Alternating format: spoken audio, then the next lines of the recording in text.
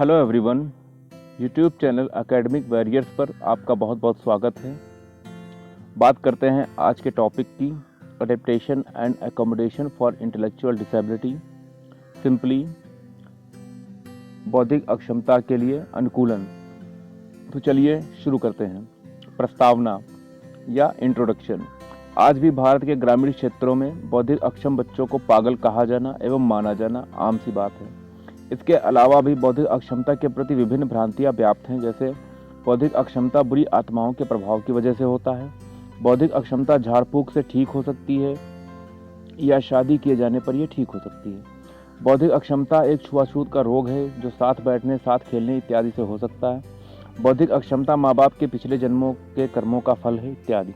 आप सहमत होंगे कि इस वैज्ञानिक युग में भी उपरोक्त धारणाओं का कोई आधार नहीं है, या इन सब धारणाओं का कोई आधार नहीं है। जो इस प्रकार की भ्रांतियां हमारे मन में उठती हैं या हमारे समाज में फैली हुई हैं, इनका कोई भी बेस नहीं है। बौद्धिक अक्षमता ना तो बुरी आत्माओं के प्रभाव से होती है और ना ही झाड़ फूक से इसे खत्म किया जा सकता है। बौद्धिक अक्षमता एक मानसिक अवस्था है, कोई छुआछूत का रोग नहीं है कि बौद्धिक अक्षम व्यक्ति को छूने, साथ बैठने या साथ खेलने से हो जाए। बौद्धिक अक्षमता के बहुत सारे कारणों का पता लगाया जा चुका है। बच्चों में बौद्धिक अक्षमता का माँ बाप के पिछले जन्मों के कर्मों से कोई लेना देना नहीं है। बात करते हैं बौद्धिक अक्षमता की परिभाषा की। Definitions of ID, American association on intellectual and developmental disabilities 2010 के अनुसार, शॉर्ट फॉर्म में AAIDD 2010 या 2010 के अकॉर्डिंग, बौद्धिक अक्षमता एक अक्षमता है जिसमें बौद्धिक क्रियात्मकता एवं अनुकूल व्यवहार दोनों में सारभूत सीमितता पाई जाती है, जिसके अंतर्गत कई दैनिक, सामाजिक एवं व्यवहारिक कौशल आते हैं। यह अक्षमता 18 वर्ष के पूर्व प्रकट होती है। Intellectual disability is a disability characterized by significant limitations both in intellectual functioning and in adaptive behavior, which covers many everyday social and practical skills. This disability originates before the age of 18. RPWD Act 2016 RPWD Act 2016 के अनुसार, बौद्धिक दिव्यांगता से ऐसी स्थिति जिसकी विशेषता बौद्धिक कार्य, तार्किक शिक्षण, समस्या समाधान और अनुकूलित व्यवहार दोनों में महत्वपूर्ण कमी होना है, जिसके अंतर्गत दैनिक, सामाजिक और व्यवहार कौशलों की रेंज है।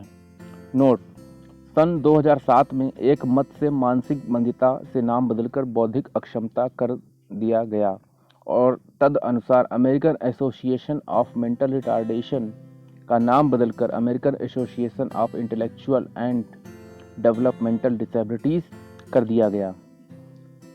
AAIDD 2012 के अनुसार, बौद्धिक अक्षमता एक अक्षमता है जिसमें व्यक्ति की बौद्धिक क्षमता और अनुकूल व्यवहार में महत्वपूर्ण कमी पाई जाती है और यह कमी उसके संकल्पनिक, सामाजिक और प्रायोगिक कौशलों में परिलक्षित होती है। इस अक्षमता का आरंभ 18 वर्ष के पूर्व होता है। बात करते हैं बौद्धिक अक्षमता के वर्गीकरण की। क्लासिफिकेशन ऑफ आईडी, मनोवैज्ञानिक वर्गीकरण, साइकोलॉजिकल क्लासिफिकेशन। 100 में बौद्धिक अक्षमता, mild level ID, IQ range है 50 to 69। मध्यम बौद्धिक अक्षमता, moderate level ID, IQ range है 35 to 49। गंभीर बौद्धिक अक्षमता, सीवियर आईडी, आईक्यू रेंज है 20 to 34। अति गंभीर बौद्धिक अक्षमता, profound level ID, IQ range है 20 से कम या बिलो 20। शैक्षिक आधार पर या इसे परफॉर्मेंस के आधार पर भी कहते हैं। एजुकेशनल क्लासिफिकेशन, एजुकेबल, शिक्षित किए जाने वाले बालक, आईक्यू रेंज है 50 to 75। ट्रेनेबल, प्रशिक्षित किए जाने वाले बालक, आईक्यू रेंज है 25 to 50।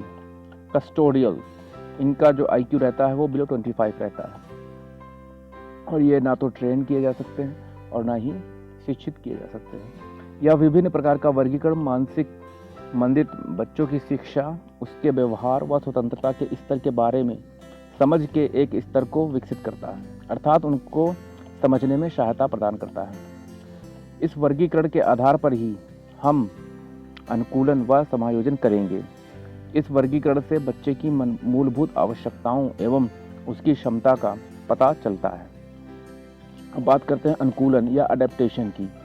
एक छात्र को एक सफल शिक्षार्थी बनने के लिए वातावरण, पाठ्यक्रम, निर्देश और या मूल्यांकन, आकलन प्रथाओं या उसकी प्रक्रिया में परिवर्तन किए जाते हैं। इन परिवर्तनों को ही अनुकूलन कहा जाता है। अनुकूलन एक अवधारणा है जिसे आमतौर पर निर्देशात्मक तरीकों और रणनीतियों या अधिगम को बदलने के बजाय अधिक शिक्षक प्रयास और समय की आवश्यकता होती है। NCERT 2015 के अनुसार अनुकूलन के बारे में क्या कहता है NCERT? अनुकूलन का तात्पर्य किसी छात्र की आवश्यकताओं को समायोजित करने के लिए मूल्यांकन सामग्री, पाठ्यक्रम या कक्षा वातावरण को समायोजित करना है ताकि वह शिक्षण अधिगम लक्ष्यों को प्राप्त कर सके। कई विकलांग छात्रों को सामान्य, विशेष या समावेशी माहौल में सफल होने के लिए अपने शैक्षिक कार्यक्रम में आवश्यकता के अनुसार किसी प्रकार के अनुकूलन की आवश्यकता होती है। व्यक्तिगत विशिष्ट शिक्षण आवश्यकताओं के आधार पर व्यक्तिगत छात्रों के लिए या इंडिविजुअल स्टूडेंट्स के लिए अनुकूलन किया जाना चाहिए और उनकी कमजोरियों के साथ साथ ताकत पर आधारित होना चाहिए। हम उनके वीकनेस पर नहीं बल्कि उनके स्ट्रेंथ पर फोकस करेंगे। एक विशेष शिक्षक के रूप में आपको पाठ्यक्रम को अनुकूलित करने और छात्र की सफलता की संभावनाओं को बढ़ाने के लिए आवश्यक संशोधन करने होंगे।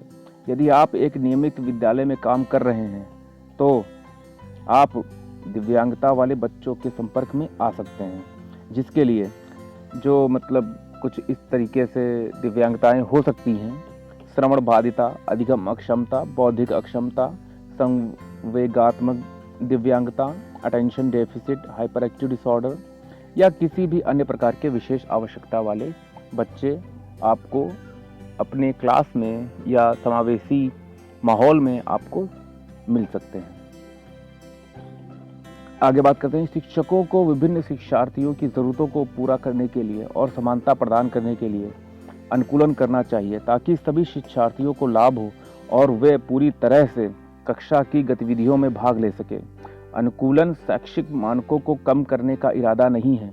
अनुकूलन शिक्षा को सुलभ बनाने के लिए और बच्चों को मुख्य धारा से जोड़ने के लिए किया जाता है ताकि कोई भी शिक्षार्थी अलग ना महसूस करे और समावेशन से अलग ना हो। अनुकूलन में किया जा सकता है शिक्षण और सीखने का माहौल का अनुकूलन, शिक्षण और सीखने की रणनीतियों का अनुकूलन, शिक्षण सामग्री और शिक्षण सामग्री जो शिक्षार्थियों के प्रदर्शन को बढ़ाती है और सीखने की गतिविधि में कम से कम आंशिक भागीदारी की अनुमति देती है, उनमें अनुकूलन, समर्थन का स्तर, लेवल ऑफ सपोर्ट, उसमें भी अनुकूलन होना चाहिए और मूल्यांकन में भी अनुकूलन होना चाहिए। अब बात करते हैं अनुकूलन, समायोजन और रूपांतरण की, एडेप्टेशन, अकोमोडेशन एंड मॉडिफिकेशंस की। अनुकूलन, समायोजन और रूपांतरण शब्द एक ही तरह लग सकते हैं, लेकिन जब समावेशन की बात आती है तो वे काफ़ी भिन्न अर्थ रखते हैं।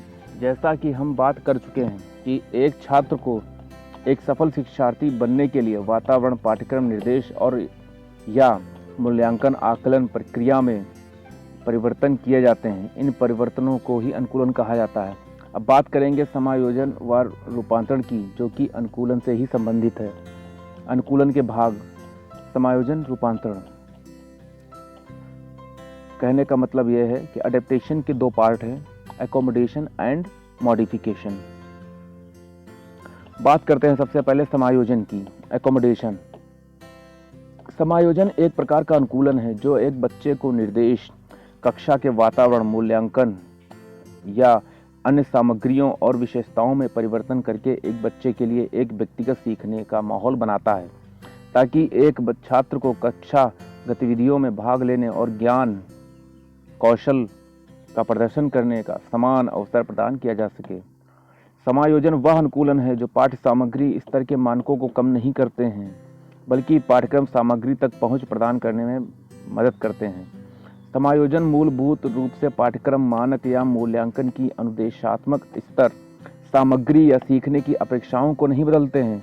उनका उद्देश्य छात्रों को उनकी विकलांगता पर काबू पाने या कम करने और सामान्य शिक्षा पाठ्यक्रम तक पूरी तरह से मदद करने के लिए निर्देशात्मक सामग्री को बिना बदले करना है। अब उदाहरण के तौर पर सांकेतिक भाषा के इंटरप्रेटर, उनके लिए जो छात्र सुन नहीं सकते, दृष्टिहीन या डिसलेक्सिया वाले छात्रों के लिए कंप्यूटर से स्पीच कंप्यूटर आधारित सिस्टम, फाइन मोटर में जिनकी लिमिटेशंस हैं, दृष्टिहीन या अधिगम अक्षमता वाले छात्रों के लिए अनुकूलित समय, दृष्टिहीन वाले छात्रों के लिए बड़े प्रिंट की किताबें और वर्कशीट, अनुकूलित और वैकल्पिक कीबोर्ड उन छात्रों के लिए जो माउस और कीबोर्ड का संचालन करते हैं, इत्यादि। बात करते हैं रूपांतरण की, मॉडिफिकेशंस की, जिसे संशोधन भी कहते हैं। रूपांतरण एक परिवर्तन या बदलाव है पाठ्यक्रम मानक परीक्षण की तैयारी, स्थान, समय निर्धारण, अपेक्षाओं, छात्र प्रतिक्रिया या अन्य विशेषता में जो एक दिव्यांग छात्र के लिए पहुंच प्रदान करता है। किसी पाठ्यक्रम मानक या परीक्षण में भाग लेने के लिए जो मूल रूप से पाठ्यक्रम मानक या परीक्षण के मानक या अपेक्षा को बदलता है या कम करता है, यही अनुकूलन है। अनुकूलन के इस प्रकार में प्रस्तुत सामग्रियों के स्तर में जानबूझकर कमी लाई जाती है। रूपांतरण उन छात्रों के लिए उपयोगी है जिनको सामान्य शिक्षा पाठ्यक्रम में प्रगति के लिए अतिरिक्त उपायों की आवश्यकता पड़ती है या होती है। उदाहरण के तौर पर सवालों का जवाब देने के लिए विकल्पों का शब्द बैंक, गणित परीक्षाओं के लिए कैलकुलेटर या संख्या रेखा का प्रावधान, पाठ पढ़ने के स्थान पर फिल्म या वीडियो की खुराक, सरल भाषा में पूछे गए प्रश्न, लिखित रिपोर्ट के बजाय प्रोजेक्ट, संशोधित समय की मांग, पास नो पास का विकल्प इत्यादि संशोधन किए जाते हैं। अब बात करते हैं, ये तो हो गई बात अनुकूलन, समायोजन व रूपांतरण की। अब बौद्धिक अक्षमता के लिए अनुकूलन व समायोजन, adaptation and accommodation for ID. विशेष शिक्षा में अनुकूलन व समायोजन विभिन्न उद्देश्यों में से एक है। बौद्धिक अक्षमता बालक को या बौद्धिक अक्षम बालक को अपनी व्यक्तिगत जरूरतों, खाने पीने, ब्रश करने, नहाने, कपड़े पहनने एवं श्रृंगार करने, देखभाल करने जो भिन्न पर्यावरण में भिन्न तरीकों में अपेक्षित हो। उदाहरण के लिए हम घर, विद्यालय एवं होटलों में खाते पीते हैं। कई बार माता पिता ऐसे बच्चों को खाने के उपयुक्त कौशलों या तरीकों के अभाव में इन स्थानों एवं उत्सवों में नहीं ले जाते हैं। उनके कौशलों को सीखने के लिए बहुत सारे तरीके होते हैं जो कि इस प्रकार हैं। उनमें से कुछ, प्रत्येक कार्य का विश्लेषण करना चाहिए, कार्य विश्लेषण का उपयोग करना चाहिए, प्रत्येक कौशल को सरलतम एवं आसान चरणों में पढ़ाने के लिए, कार्य के लिए उपयुक्त शिक्षण सामग्री का उपयोग करना चाहिए। बच्चा जब प्रत्येक चरण सीखता है तो उसको पुरस्कार दें, रीइंफोर्स करें और मोटिवेट करें। यह प्रविधि पढ़ने, लिखने, अंकगणित करने के समय की जा सकती है। अंकगणित में सरल से जटिल प्रविधि अपनाई जा सकती है। इस प्रकार हम बौद्धिक अक्षमता बच्चे को उसकी अधिगम प्रक्रिया में अनुकूलनों व समायोजनों का प्रयोग करके उसको पढ़ा सकते हैं। बौद्धिक अक्षमता के लिए अनुकूलन में आगे बात करेंगे हम। बौद्धिक अक्षमता के लिए निम्न क्षेत्रों में अनुकूलन आवश्यक है, जो कि कुछ इस प्रकार हैं। नंबर 1 है उसमें पाठ्यक्रम अनुकूलन, दूसरा वातावरणीय अनुकूलन, तीसरा अनुदेशन अनुकूलन, चौथा है शिक्षण अधिगम सामग्री अनुकूलन, विभिन्न क्रियाओं में अनुकूलन। 6 नंबर है सहायक प्रौद्योगिकी डिवाइसेस अनुकूलन या ICT कह सकते हैं हम। 7वां है समावेशी शिक्षा में बौद्धिक अक्षमता बालकों के समावेशन हेतु अनुकूलन। बात करेंगे सबसे पहले पाठ्यक्रम अनुकूलन की। दृष्टि विकलांग, श्रवण विकलांग तथा मानसिक विकलांगों के पाठ्यक्रम में भिन्नता होती है, जिनकी ज्ञानेंद्रियों में अक्षमता होती है, पर उनकी बौद्धिक क्षमता में कोई कभी कमी नहीं होती है।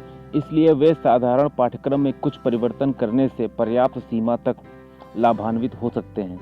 लेकिन जो बच्चे मंदबुद्धि हैं या बौद्धिक अक्षम हैं, उनके लिए विशिष्ट प्रकार के पाठ्यक्रम की आवश्यकता होती है, जिससे उनके व्यक्तिगत अंतरों को स्वतंत्रता मिल सके। बौद्धिक अक्षम बच्चे या मंदबुद्धि बच्चे श्रवण तथा दृष्टि दिव्यांगता की तरह 10th या 12th की परीक्षाएं उत्तीर्ण नहीं कर सकते, अतः उनको कार्यात्मक पाठ्यक्रम की आवश्यकता होती है, जिसे फंक्शनल एकेडमिक्स या फंक्शनल करिकुलम भी कहते हैं, जिसमें पहला है व्यक्तिगत पर्याप्तता, दूसरा है सामाजिक क्षमता, तीसरा है आर्थिक स्वतंत्रता इत्यादि क्षेत्र सम्मिलित हैं। एक अच्छे पाठ्यक्रम का उद्देश्य बच्चों में अधिकतम क्षमताओं को विकसित करना होना चाहिए, चाहे वह दिव्यांग या फिर बिना दिव्यांगता का हो। एक अच्छा तथा व्यवहारिक पाठ्यक्रम तैयार करने के लिए आधारभूत सिद्धांतों पर मनन करना होगा। एक अच्छा पाठ्यक्रम शिक्षार्थी के विचारों, भावनाओं, ख्यालातों को दिए गए संदर्भ में प्रभावित करता है। पाठ्यक्रम अनुकूलन UNCRPD 2006 द्वारा अनिवार्य रूप से उचित समायोजन का एक रूप है, जो मुख्य धारा की कक्षा में सीखने की कठिनाई वाले छात्रों को शिक्षण सीखने की प्रक्रिया को सुविधाजनक बनाता है, शिक्षण अधिगम को सुविधाजनक बनाता है। पाठ्यक्रम अनुकूलन को सरल बनाने और सामग्री को कम करने के लिए किया जाता है, ताकि कठिनाई वाले शिक्षार्थी पाठ्यक्रम के सबसे महत्वपूर्ण हिस्से को अवशोषित कर सकें। तीसरा पॉइंट है इसी में, पाठ्यक्रम का अनुकूलन सुनिश्चित करता है कि सभी शिक्षार्थियों को गुणवत्ता और सार्थक सीखने के अनुभवों तक पहुंच प्राप्त हो या उनको पहुंचाया जा सके। सीखने की कठिनाइयों वाले बच्चों को तब बाहर नहीं किया जाता जब वह विषय वस्तु को समझने की बात करता है। इसमें 9 प्रकार के पाठ्यक्रम अनुकूलन पर चर्चा की जाएगी। अनुकूलन किए जाने से पहले हम कुछ मुख्य बातों पर गौर करेंगे। व्यक्तिगत शैक्षिक योजनाओं, व्यक्तिगत प्रशिक्षण योजनाओं के लिए सहसंबंधी अनुकूलन की बात है। केवल अनुकूलन के लिए अनुकूलित ना करें, बल्कि छात्र की आवश्यकताओं को पूरा करने के लिए अनुकूलित करें। मुख्य बात तो यही है। सीखने की कठिनाई वाले बच्चे को सभी 9 क्षेत्रों में अनुकूलन करने की आवश्यकता नहीं हो सकती। शिक्षक को छात्रों की ज़रूरतों को पूरा करने के लिए सर्वोत्तम और सबसे उपयुक्त तरीके निर्धारित करने चाहिए। इन 9 क्षेत्रों की बात हम अभी आगे करेंगे। शिक्षक से छात्रों के लिए अलग कार्यक्रम बनाने की अपेक्षा नहीं की जाती है, लेकिन विभिन्न तरीकों का उपयोग करके मतभेदों को प्रबंधन किया जाना चाहिए। शिक्षक को सीखने की ज़रूरतों को पूरा करने के तरीकों को इकाई या पाठ में पढ़ाया जाना चाहिए। 9 प्रकार के पाठ्यक्रम अनुकूलन, जैसा कि हम कह रहे थे, अब हम इस पर चर्चा करेंगे, जिनमें सबसे पहला है इनपुट। मंदबुद्धि बच्चे को निर्देश देने के तरीके को अनुकूलित करें। विभिन्न अधिगम शैलियों के लिए सामग्री के साथ विभिन्न अनुभव, मल्टीपल एक्सपीरियंसेस प्रदान करें। एग्जाम्पल के तौर पर विभिन्न दृश्य उपकरणों का प्रयोग करें। अधिक मूर्त उदाहरणों की योजना बनाएं। हाथों की गतिविधियां, हैंड्स ऑन एक्टिविटीज प्रदान करें। छात्रों को सहकारी समूहों या जिसे कोऑपरेटिव बुक ग्रुप्स कहते हैं में रखना चाहिए। दूसरा है आउटपुट। मंदबुद्धि बच्चे कैसे निर्देश का जवाब दे सकता है या वह कैसे मंदबुद्धि बच्चा कैसे रिस्पॉन्स दे रहा है, इस चीज़ का भी अनुकूलन आवश्यक है। लिखित असाइनमेंट, परीक्षणों के विकल्प प्रदान करके सीखने के परिणाम का आकलन करने और मूल्यांकन करने में लचीलापन व उपयुक्त अनुकूलन होना चाहिए। एग्जाम्पल के तौर पर लिखित बनाम मौखिक प्रतिक्रिया की अनुमति दें। छात्रों के लिए एक संचार पुस्तक, कम्युनिकेशन बुक का उपयोग करें। छात्रों को हाथों से गतिविधियों के माध्यम से ज्ञान सिखाने की अनुमति दें। तीसरा है समय, टाइम। आवंटित या अलॉटेड टाइम को अनुकूलित करें और सीखने, कार्य पूरा करने या परीक्षण के लिए छात्र को अनुमति दें।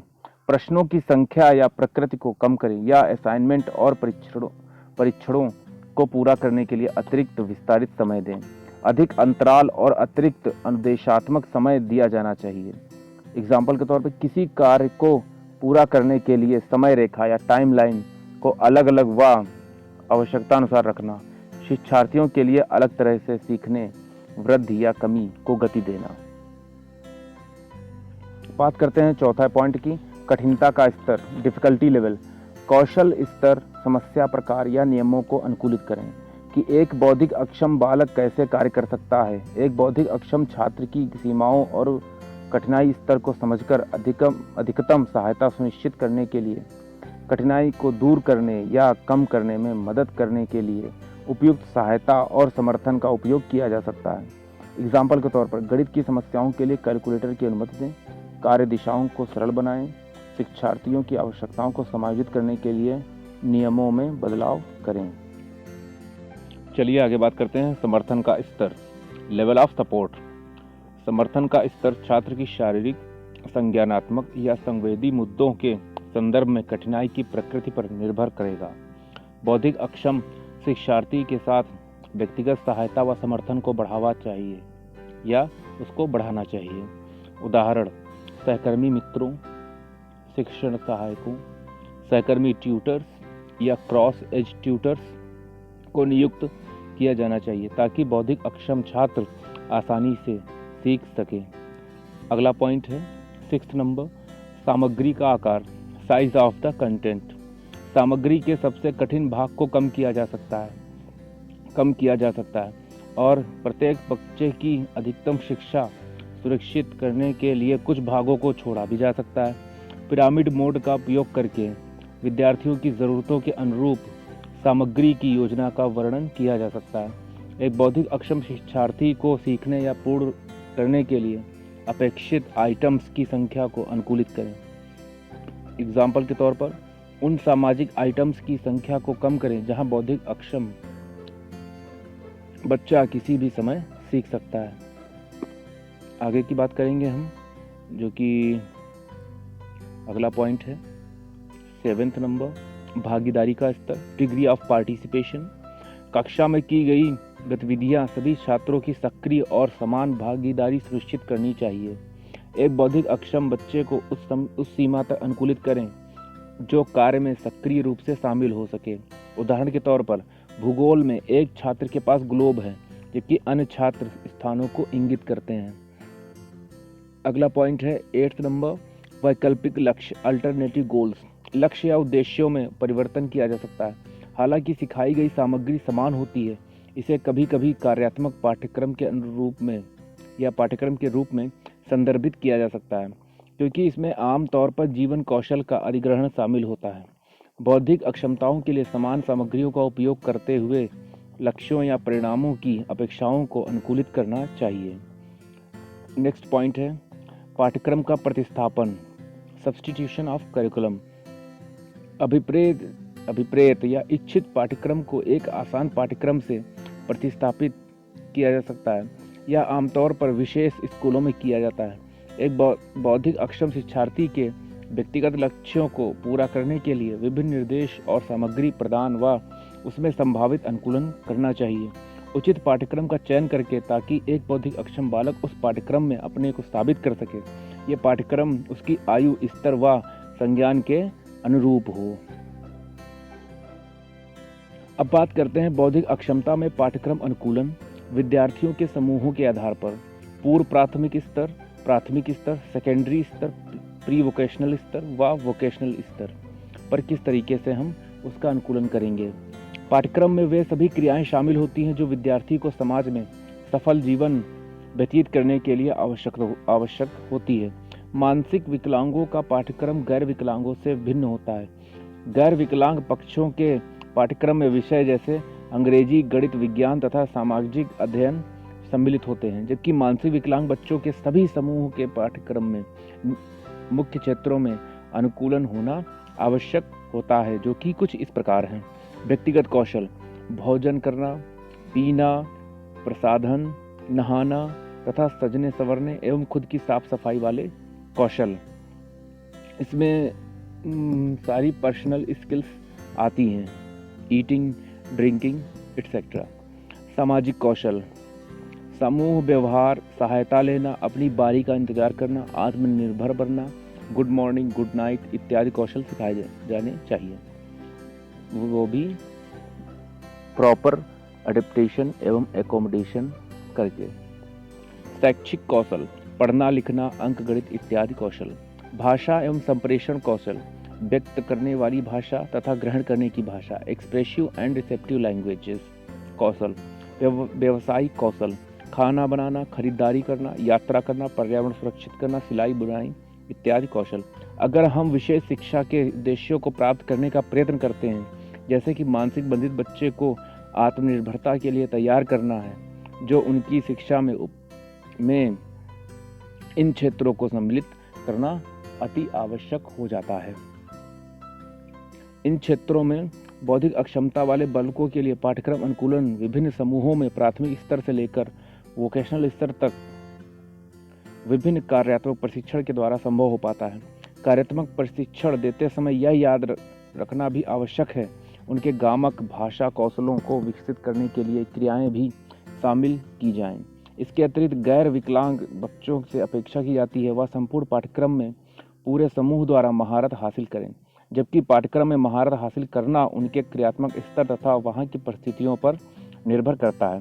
इस प्रकार मानसिक विकलांग बच्चों की पाठ्यक्रम प्रकृति रूप से या प्राकृतिक रूप से कार्यात्मक होता है, बल्कि पाठ्यक्रम विषय बच्चे की आयु, अवस्था तथा समुदाय जिसमें वह रहता है के अनुसार विकसित किए जाते हैं। व्यक्तिगत कौशलों से लेकर के उनके व्यावसायिक कौशलों का विकास करना ही पाठ्यक्रम अनुकूलन का मुख्य उद्देश्य होता है। इन सभी कार्यात्मक कौशलों का पूर्व प्राथमिक स्तर, सेकेंडरी स्तर, प्री वोकेशनल स्तर तथा वोकेशनल स्तर पर विकास करना तथा उनके विभिन्न जीवन कौशलों का विकास करना, उनके जीवन को सफल बनाना पाठ्यक्रम अनुकूलन का मुख्य उद्देश्य होता है। अब बात करेंगे अनुकूलन में ही बौद्धिक अक्षम बालकों के लिए कार्यात्मक पाठ्यक्रम, फंक्शनल एकेडमिक्स भी एक करिकुलम अडेप्टेशन के तौर पर ही काम करती है बौद्धिक अक्षम बच्चों के लिए, जो कि कुछ इस प्रकार से हम समझेंगे। कार्यात्मक शिक्षा से तात्पर्य साक्षरता और गणनात्मक कौशलों से है, जिनकी आवश्यकता समाज में आत्मनिर्भर बनने के लिए होती है। मंद बुद्धि बच्चों में सीमित बौद्धिक क्षमता होती है, इसलिए अनावश्यक शैक्षणिक विषय या दैनिक जीवन की क्रियाओं के लिए कम महत्वपूर्ण विषय पाठ्यक्रम में सम्मिलित नहीं होते हैं। मंद बुद्धि बच्चों के लिए प्रशिक्षण प्रक्रिया रोजमर्रा की आम क्रियाओं से संबंधित होनी चाहिए, जिनसे वह कक्षा में दिखाए गए कौशलों को प्रायोगिक रूप में कर सके। बौद्धिक अक्षम बालकों के लिए कार्यात्मक शिक्षण में मुख्यतः 3 प्रकार से फोकस किया गया है। पहला है इसमें कार्यात्मक पाठन, फंक्शनल रीडिंग, कार्यात्मक लेखन, फंक्शनल राइटिंग, कार्यात्मक गणित, फंक्शनल मैथ। इस कार्यात्मक शिक्षण से बौद्धिक अक्षम बालकों को पाठन, लेखन तथा गणित की अनुकूलित शिक्षा दी जा सकती है। अब बात करेंगे पहले पॉइंट की, कार्यात्मक पाठन की। कार्यात्मक पाठन के लिए 3 लक्ष्य। प्राथमिक लक्ष्य उनके संरक्षण के लिए पाठक की योग्यता का विकास करना है, साइन बोर्ड, लेबल, दिशाएं इत्यादि। दूसरा लक्ष्य है सूचना एवं निर्देशन के लिए या सूचना एवं निर्देश के लिए पाठन, शिक्षण, समाचार पत्र, टेलीफोन, पुस्तक, नौकरी का प्रार्थना पत्र, इतिहास दिखाना इत्यादि। तीसरा लक्ष्य है संतुष्टि के लिए पाठन प्रशिक्षण देना, पत्रिकाएं, हास्य पुस्तकें, कहानी की पुस्तकें इत्यादि। सभी मंदबुद्धि 3 लक्ष्यों को प्राप्त नहीं कर सकते। कुछ एक लक्ष्य तक कुछ सभी लक्ष्यों को प्राप्त कर सकते हैं। यह मंदबुद्धि के स्तर पर निर्भर करता है। इसका तात्पर्य यह है कि सीखने की क्षमता को प्रभावित होने के लिए योग्य होना अति आवश्यक है। कार्यात्मक पाठन के लिए निम्न चरणों का उपयोग करते हैं: मिलान करना, मैचिंग, पहचान करना, आइडेंटिफिकेशन, नाम पढ़ना सिखाना जिसे हम नेमिंग कहते हैं। मंदबुद्धि बालक के लिए पाठन संबंधी यही 3 लक्ष्य हैं जिनको पूरा करना अति आवश्यक होता है। अब बात करते हैं कार्यात्मक लेखन की। एक महत्वपूर्ण संप्रेषण का ढंग लिखित अभिव्यक्ति है। लेखन के लिए आंख हाथ समन्वय, जिसे हम आई हैंड कोऑर्डिनेशन कहते हैं, गामक समन्वय, दिशा बोध, प्रतीकों की पहचान, चित्र, वर्ण, संख्याएं, विराम चिन्ह आवश्यक होते हैं। कुछ लेखन कृत्य के लिए समस्तरी लेखन आवश्यक है, बाएं से दाएं शब्द लिखने में। तथा कुछ में ऊर्ध्वाधर लेखन जैसे गणित में जोड़ना घटाना तथा कुछ में दोनों का मिश्रण जैसे सवालों के वक्तव्य आवश्यक होता है। कार्यात्मक लेखन के लिए इन चरणों का इस्तेमाल करते हैं, जो कि कुछ इस प्रकार हैं। ट्रेसिंग, बिंदुओं को जोड़ना, अगर आवश्यक है तो डॉट जॉइनिंग जिसे कहते हैं, नकल करके सिखाना, कॉपिंग, स्मरण से लिखना, विन्यास सीखने सहित, जिसे राइटिंग फ्रॉम मेमोरी कहते हैं। अब बात करते हैं कार्यात्मक गणित की। हम प्रत्येक दिन ऐसी परिस्थितियों के संपर्क में आते हैं जिनमें हमें संख्या प्रयोग की आवश्यकता पड़ती है। उदाहरण के लिए जब हम ठेले वाले से आधा दर्जन केले लेते हैं तो हम केले के गुच्छे की जांच करते हैं कि इसमें 6 केले हैं कि नहीं।